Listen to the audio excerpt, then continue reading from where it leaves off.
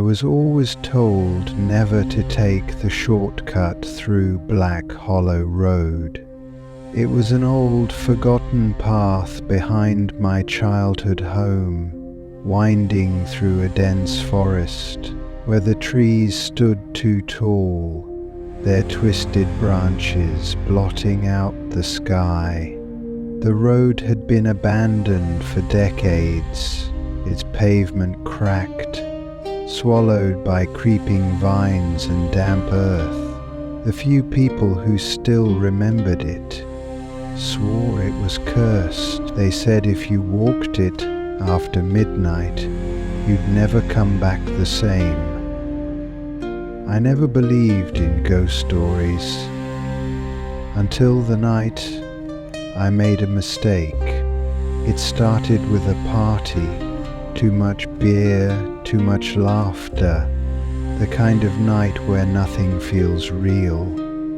I was supposed to be walking home with my friend Marcus, but he passed out somewhere in the living room, and I wasn't about to wake him. It was late, too late. The main road would take me 40 minutes, the shortcut 15. The road stretched into pure darkness, disappearing into the tangled trees. I took a deep breath and stepped forward. The second my foot hit the pavement, the air changed. Everything became too still. No wind, no crickets, no rustling leaves. The trees loomed over me like silent watchers, their branches twisted into unnatural shapes. The deeper I walked, the quieter it became. Then, footsteps, not mine. I stopped. The sound stopped. I turned. Nothing. Just the darkness stretching behind me, swallowing my footprints in the damp earth. I told myself I was imagining it, but when I started walking again, the footsteps returned. Closer. I moved faster. The trees closed in. The air grew thick, heavy with something I couldn't name. My breaths came sharp, my heart pounding as I reached the sharp curve in the road. The halfway point. That's when I saw her. A girl, standing in the middle of the road. Her dress was white, soaked and clinging to her skin like she had crawled out of a lake. Her long black hair hung in tangled knots over her face, and her feet, they weren't touching the ground. She tilted her head, then she smiled. It wasn't human.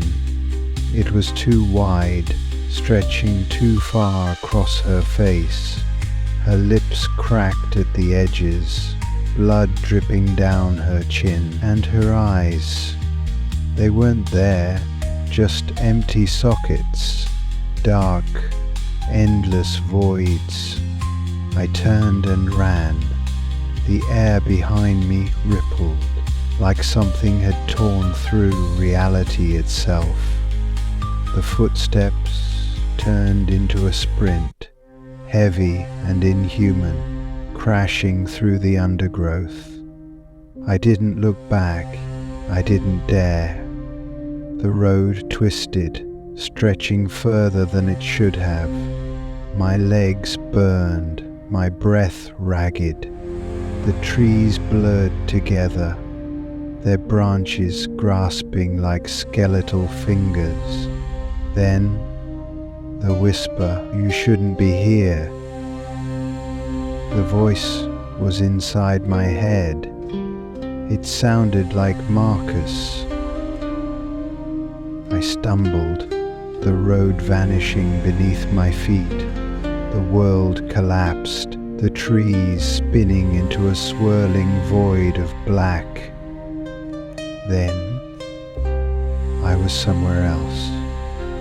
The road was gone. trees were wrong. Their trunks were too tall, too thin, bending at impossible angles. The sky was black. Not nighttime black, but empty, like something had erased the stars.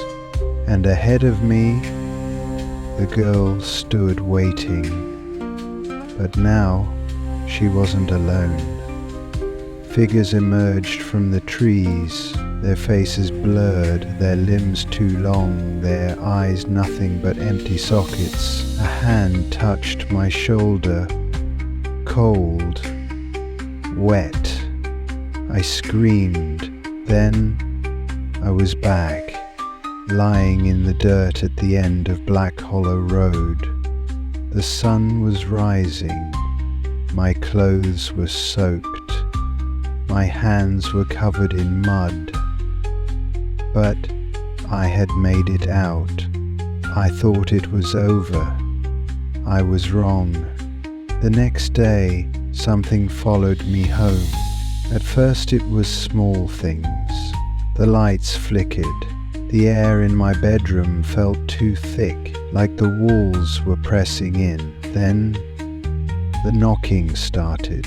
3 slow, deliberate knocks at 3:12 a.m. I pressed my back against my bed, heart hammering against my ribs. Then the whisper, "Let me in." I couldn't breathe. I didn't sleep. The next morning I found muddy footprints leading from my window to my bed, but the window was locked from the inside. I told myself I was imagining things, but then Marcus went missing. No one else seemed to notice. His parents acted like he had never existed. His house, abandoned. I tried to tell people, they wouldn't listen. Then, 2 nights later, the knocking came again. 3 knocks. Then, a whisper, "You shouldn't have left." And in the mirror, I saw her, standing behind me, smiling.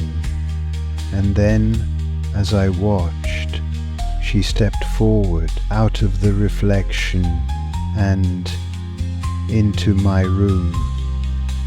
I never told anyone what happened that night.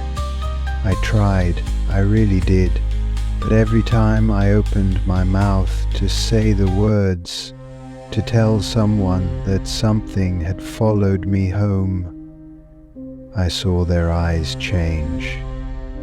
I saw the confusion, the concern, the disbelief. So I stopped talking about it. But it never stopped happening. The knocking came every night. 3:12 a.m. 3 slow, deliberate knocks. Sometimes it came from the window, sometimes from the closet, sometimes from inside the walls. At first I didn't answer. Then, one night, I did.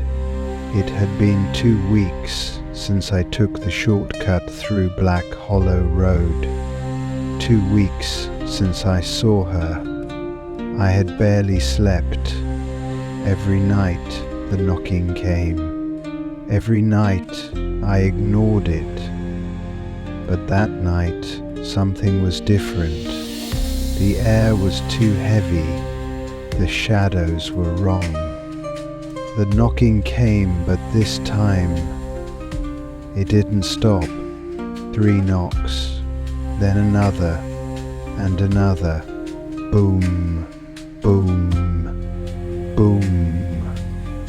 Louder, faster, desperate. I couldn't take it anymore. I threw off my blankets, stormed toward the door and yanked it open.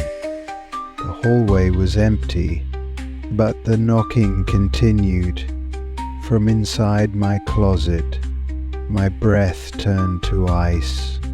I stepped forward, Something was behind the door, waiting. The knob twisted. I ran. I didn't stop running until I was outside, barefoot in the freezing night air. My lungs burned, my heart slamming against my ribs. The town was silent. No cars. No. Then a voice. "Why did you open the door?" I turned. She was standing at the edge of my driveway, the girl from Black Hollow Road. But she looked different now. She was closer. Her dress was still white, still soaked, still clinging to her skin like she had drowned in it. But now her eyes were back, and they were watching me. I backed away. She followed. No footsteps, no sound, just closer. "You let me in," she whispered. I slammed the front door and locked it, and that's when I heard it, a soft drip. I turned around. A trail of wet footprints stretched across the floor, leading upstairs. I didn't sleep that night, or the next. Everywhere I went I felt her eyes, in reflections, in windows, in my dreams. Marcus was still missing. I knew no one would listen, so I went looking for answers myself. The library had records of Black Hollow Road, newspapers from the 1800s, a town that once existed there, a town that had been wiped from history. One article caught my eye. The Black Hollow Disappearance. A small town. A missing girl. Drowned in the lake. Or at least, that's what the story said. Her body was never found, because she never really died. She became something else. And now, she was in my house, waiting. That night, I heard breathing outside my door, slow, ragged. I pressed my back against the bed, heart hammering, then knocking. 3 knocks, then a whisper. "Let me in." I didn't move, but my bedroom door did. It opened, and she stepped inside, dripping, smiling, waiting. I left town the next morning. I didn't pack a bag. I didn't tell anyone. I just left. My car rumbled onto the highway before the sun had even started rising, and I kept driving until I didn't recognize the roads anymore. I thought putting distance between me and that house would help. I thought she wouldn't follow. I was wrong. I checked into a cheap motel far away from Black Hollow Road. A tiny room with flickering fluorescent lights, the smell of cigarettes soaked into the walls. I locked the door. I triple-checked the windows. I even put a chair under the doorknob just in case. For the first time in weeks, I let my body collapse onto the bed, exhaustion pulling me under. And then knocking. 3 slow, deliberate knocks. I sat up so fast my head spun. My heart slammed against my ribs. No, it wasn't possible. She couldn't have followed me. I was miles away. I told myself it was the motel walls. Thin, paper thin, maybe just someone in the next room. But when I turned to the door, I saw it, a shadow. Under the door, something was standing outside. I didn't move. The knocking came again. 3 knocks. Then the whisper, "Let me in." The words slithered through the keyhole like smoke, curling around my ears, pressing against my skull. The voice was soft, almost gentle, but I knew better. I squeezed my eyes shut. I stayed silent. The shadow didn't move. The light bulb above me flickered. Then the doorknob twisted. Slow, careful, testing. I wanted to scream. I wanted to move. But I was frozen. The air turned thick, suffocating, pressing against my lungs like it didn't want me to breathe. I watched as the doorknob stopped turning. The shadow under the door melted away. Then everything went silent. I didn't sleep that night, or the next.